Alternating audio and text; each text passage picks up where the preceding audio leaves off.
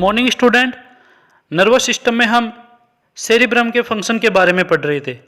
पिछले वीडियो में हमने पढ़ा था कि सेरिब्रम के 3 फंक्शन होते हैं। एक होता है सेंसरी, दूसरा मोटार और तीसरा मेंटल फंक्शन। पिछले वीडियो की अगर बात करें तो पिछले वीडियो में हमने सेरिब्रम के सेंसरी फंक्शन के बारे में डिस्कस कर लिया था, तथा आज की वीडियो में हम सेरिब्रम के मोटार और मेंटल फंक्शन के अलावा बेसल गैंग्लिया के बारे में भी पढ़ने वाले हैं।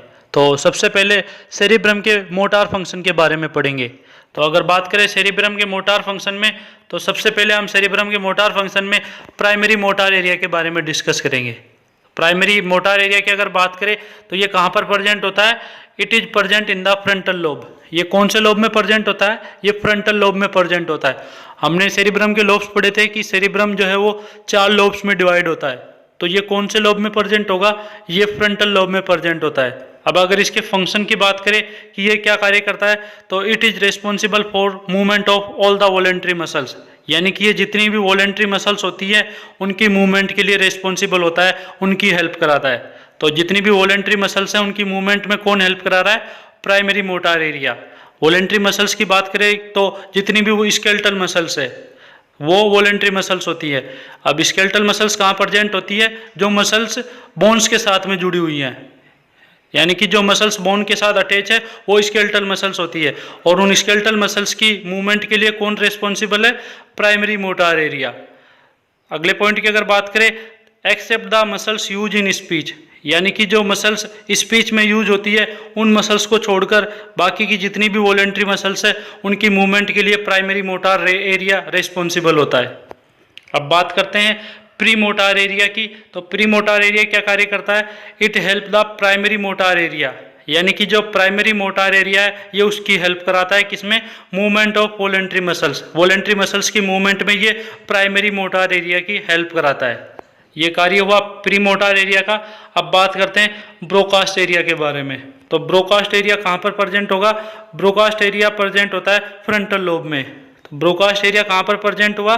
फ्रंटल लोब में, just about the lateral sulcus. Sulcus structure क्या होती है? जो सेरिब्रम के जो डीपेस्ट पोर्शन या डीपेस्ट स्ट्रक्चर होती है वो सल्कस कहलाती है। तो ये सल्कस के जस्ट लेटरल सिचुएटेड होता है। अगर इसके कार्य फंक्शन की बात करें कि ये क्या फंक्शन करता है, तो it is responsible for the movement of muscles use in speech, यानी कि जो मसल्स स्पीच में यूज होती है उनकी मूवमेंट के लिए रिस्पॉन्सिबल होता है। तो ये क्या कार्य कराता है? जो मसल्स स्पीच में यूज हो रही है उनकी मूवमेंट कराता है ये। तो आपने बहुत से वक्ता, कवि या पॉलिटिशियन देखे होंगे जो कि बिना रुके हुए शानदार स्पीच या भाषण देते हैं। तो उसके लिए कौन रिस्पॉन्सिबल होता है? उसके लिए ब्रोकास्ट एरिया रिस्पॉन्सिबल होता है, क्योंकि उनका जो ब्रोकास्ट एरिया है वो बहुत ही ज़्यादा डेवलप होता है। तो ये तो कार्य हुआ ब्रोकास्ट एरिया का। अब बात करते हैं जो मोटार एरिया है सेरिब्रम का, उसमें एक स्पेशल टाइप की सेल पाई जाती है जिसका नाम है बेड सेल। बेड सेल जो है वो कैसी शेप होती है? These cell are the pyramidal shape. ये पिरामिडल शेप होती है और ये कहाँ पर प्रेजेंट होती है? In the primary motor area में। तो प्राइमरी मोटार एरिया में प्रेजेंट होती है और इनकी शेप की अगर बात करें तो पिरामिडल शेप होती है। अगले पॉइंट की अगर बात करें, the upper part of Betz cell is responsible for the movement of lower body parts, यानी कि जो अगर बेड सेल का अपर पार्ट देखें तो वो लोअर पार्ट के मूवमेंट के लिए रिस्पॉन्सिबल होता है। तो बेड सेल का अपर पार्ट किसके लिए मूवमेंट करा रहा है? लोअर पार्ट के लिए, लोअर बॉडी पार्ट के लिए। और अगर लोअर बॉडी पार्ट देखें तो lower part of Betz cell is responsible for the movement of upper body parts. जो लोअर पार्ट है बेड सेल का वो अपर बॉडी पार्ट्स की मूवमेंट के लिए रिस्पॉन्सिबल होता है। तो अपर जो पार्ट है बेड सेल का वो तो लोअर बॉडी पार्ट्स की मूवमेंट करा रहा है, और जो लोअर पार्ट है बेड सेल का वो अपर बॉडी पार्ट्स की मूवमेंट करा रहा है। So the upper most cell control the feet, यानी कि जो अपर वाली जो अगर सेल देखे तो वो कंट्रोल करती है किसको? पैरों को। और अगर लोएस्ट पार्ट देखे तो वो किसको कंट्रोल करेगा? वो हेड, नेक, फेस और फिंगर को कंट्रोल करेगा। तो ये अपोजिट होता है, यानी कि जो अपर पार्ट है वो नीचे वाले जो पोर्शन है उसको कंट्रोल करता है, और जो नीचे वाली जो सेल है वो अपर पार्ट को जो है कंट्रोल करने का कार्य करता है। तो ये कार्य हुआ बेड सेल का। अब बात करते हैं मेंटल फंक्शन की। तो सेरिब्रम के सबसे पहले प्री फ्रंटल एरिया की बात करें तो प्री फ्रंटल एरिया जो है वो कहाँ पर प्रेजेंट होगा? It is present in the frontal lobe. ये कहाँ पर प्रेजेंट है? ये फ्रंटल लोब में प्रेजेंट होता है। और ये क्या कार्य कराता है? These area are responsible for complex mental function. Complex में बहुत सारे मेंटल फंक्शन के लिए रिस्पॉन्सिबल होता है, जैसे कि thinking, reasoning, judgement, emotion and intellectual ability of any individual. किसी भी इंडिविजुअल की जो थिंकिंग, रीजनिंग, जजमेंट और इमोशन के लिए ये रिस्पॉन्सिबल होता है। कौन सा एरिया? Pre frontal area. अब बात करते हैं वर्निक्स एरिया। वर्निक्स एरिया जो है वो क्या कहलाता है? These area is also known as association area. ये कौन सा एरिया कहलाएगा?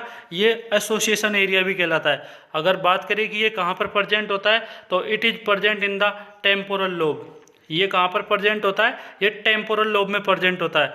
इन सम इंडिविजुअल इट में also present the parietal lobe. ये कुछ इंडिविजुअल में जो है वो पेराइटल लोब में भी प्रेजेंट होता है। तो अगर ज़्यादातर देखें तो ये टेम्पोरल लोब में प्रेजेंट होता है, बट कुछ इंडिविजुअल के अंदर ये पेराइटल लोब में प्रेजेंट होता है। अब अगर इसके फंक्शन की बात करें तो this area is responsible for interpretation, यानी कि अंडरस्टैंडिंग ऑफ स्पोकन वर्ड्स, यानी कि जो सामने वाला क्या शब्द बोल रहा है उसको समझने के लिए ये रिस्पॉन्सिबल होता है। सामने वाला क्या शब्द या सामने वाला जो पर्सन क्या शब्द बोल रहा है उसको समझने के लिए कौन सा एरिया रिस्पॉन्सिबल होता है? उसके लिए वर्निक्स एरिया रिस्पॉन्सिबल होता है। जैसे कि कोई आपसे क्वेश्चन करता है तो आप उस क्वेश्चन को समझ रहे हो, तो उस क्वेश्चन के लिए कौन सा एरिया रिस्पॉन्सिबल होगा? वो वर्निक्स एरिया रिस्पॉन्सिबल होगा। अब आप उस क्वेश्चन का अगर जवाब देते हो तो उसके लिए कौन सा एरिया रिस्पॉन्सिबल होगा? उसके लिए ब्रॉडकास्ट एरिया रिस्पॉन्सिबल होगा। तो वर्निक्स एरिया किसी भी उसको समझने के लिए और ब्रॉडकास्ट एरिया उसका रिप्लाई देने के लिए रिस्पॉन्सिबल होता है। तो इसी के साथ जो सेरिब्रल है उसके फंक्शन कंप्लीट हुए। अब बात करते हैं बेसल गैंग्लिया के बारे में। तो बेसल गैंग्लिया क्या होता है? हमने ब्रेन के टाइप्स पढ़े थे। तो फोर ब्रेन के टेलेनसेफ्लॉन में सबसे पहला टाइप था सेरिब्रम का। सेरिब्रम के बाद दूसरा था बेसल गैंग्लिया। तो हम अब बेसल गैंग्लिया के बारे में पढ़ेंगे। तो basal ganglia it is also known as basal nuclei, यानी कि इसको बेसल न्यूक्लियाई के नाम से भी जाना जाता है। अगर इसकी सिचुएशन की बात करें तो it is situated in deep with in the each cerebral hemisphere, यानी कि ये जो सेरिब्रल हेमिस्फीयर है उसके डीप में सिचुएटेड होता है। It have outer white matter and inner grey matter. अगर इसकी स्ट्रक्चर देखें तो ये आउटर यानी कि बाहर की तरफ कैसा दिखेगा? वाइट, इसलिए इसका अगर आउटर देखें तो वाइट मैटर, और अगर इनर की स्ट्रक्चर देखें तो वो ग्रे दिखेगी, इसलिए इसका इनर जो है वो ग्रे मैटर कहलाता है। अब अगर इसके टाइप पार्ट्स की बात करें तो इसमें 3 पार्ट्स होते हैं। एक होता है कॉर्पस स्ट्रेटियम, दूसरा होता है सबस्टेंशिया नाइग्रा और तीसरा होता है सबथैलेमिक न्यूक्लियस। तो कौन कौन से पार्ट होंगे? एक होगा कॉर्पस स्ट्रिएटम, दूसरा सबस्टेंशिया नाइग्रा और तीसरा सबथैलेमिक न्यूक्लियाई या न्यूक्लियस।